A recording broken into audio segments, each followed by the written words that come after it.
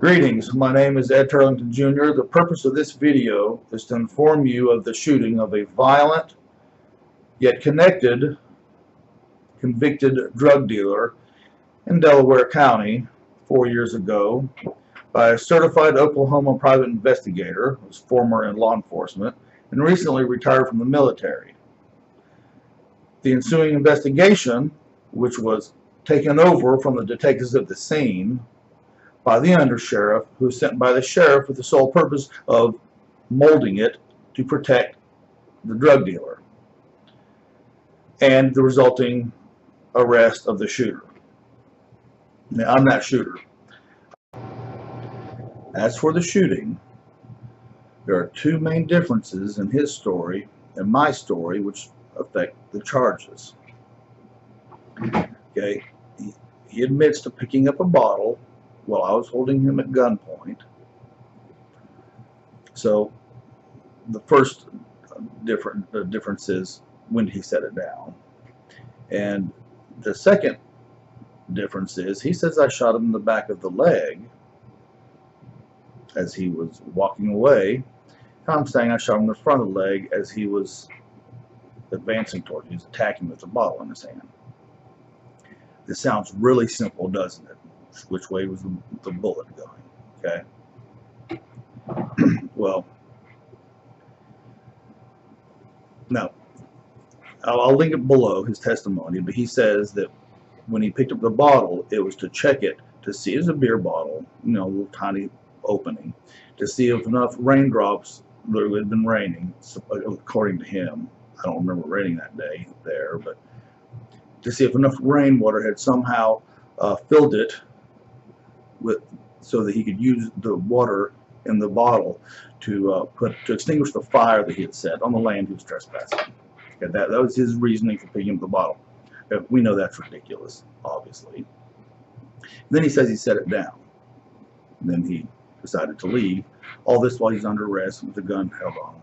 And I shot him in the back of the leg, according to him. Okay, my story is he picked up the bottle, and we got into a little Mexican standoff. And he has two friends with him, and he's trying to maneuver himself so my back was, you know, towards them. And so finally, at one point, he rushed me with a bottle in his hand, and I shot him one time in the leg, away from his vital organs, at about arm's length away.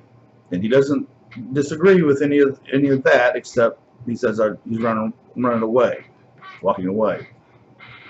Okay, and so then he got in his truck, went and changed clothes before he went to the ER because they were just infused with meth. He stunk like cat urine, which is what meth smells like, just horribly. But he went and changed clothes, which is part of the record. I'm back to the record now. This is not in dispute. There's pictures of the clothes being changed. He admitted all that. Went to the emergency room, and the only medical person in the emergency room with the training to make a determination on the directional path of the bullet through flesh is the wound nurse. And guess what the wound nurse said? The wound nurse said that the bullet went from the front towards the rear. And when I say rear, it's not really, you can tell by the pictures, and he describes it in his transcripts later that it's not really in the rear, it's towards the corner of his leg, of the back of his thigh. But the point is, the doctor said it was from the front to the rear. It entered from the front. Now, around here in the country, in Delaware County and Ottawa County, where most of us are deer hunters, the photographs that the sheriff took are even better than the nurse's statement, because we know what wounds look like, entry wounds and exit wounds. Okay. Before I go any further, I want to tell you that the probable cause affidavit that was sent to Kenny Wright, the DA, withheld exculpatory information.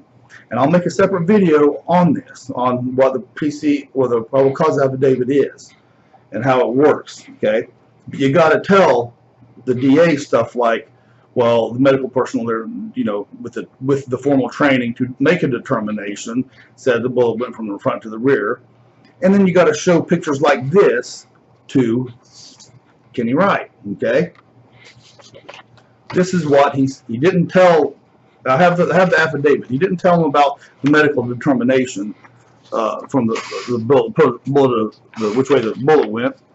But this is what he sent Kenny. 2 pictures. Okay, they're grainy, black and white. That doesn't even show it. It's a pity shot. Now this guy's only like 6 years older than me. He looks like my grandpa because he's been doing hard drugs his entire life. But this is supposed to make you feel sorry for him. You know, he got shot. But this is the picture of the bullet wound. It looks nasty, but if you don't have another bullet hole to compare it to, it tells you nothing, does it? We know this. So he didn't send Kenny, good pictures, and he didn't tell Kenny that the medical determination by the wound nurse was the bullet went from the front to the rear. And I'll link these below so you can blow them up, okay? But you can see how small that is.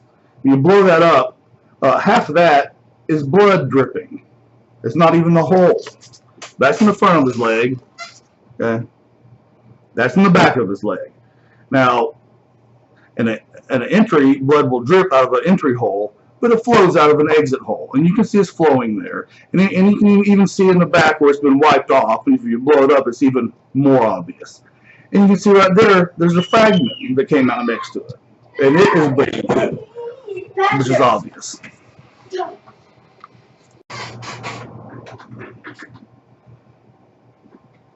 Anyway, there's no case.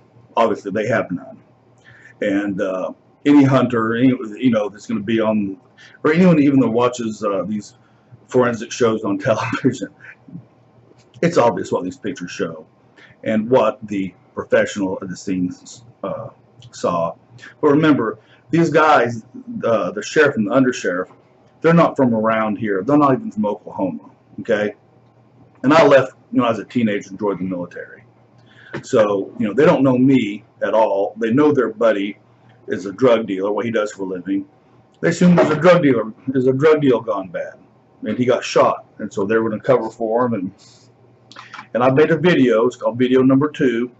And it will explain the exact relationship that I'm talking about. A lot of you have already figured it out in Ottawa and Delaware County that this drug dealer has with him.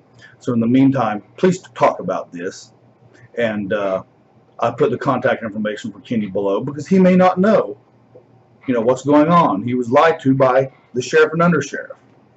And I'd ask that you call Josh West, our representative. He's a farmer and a neighbor of mine, and he's held dopers like these guys at gunpoint for cops to come get, according to my other neighbors out here.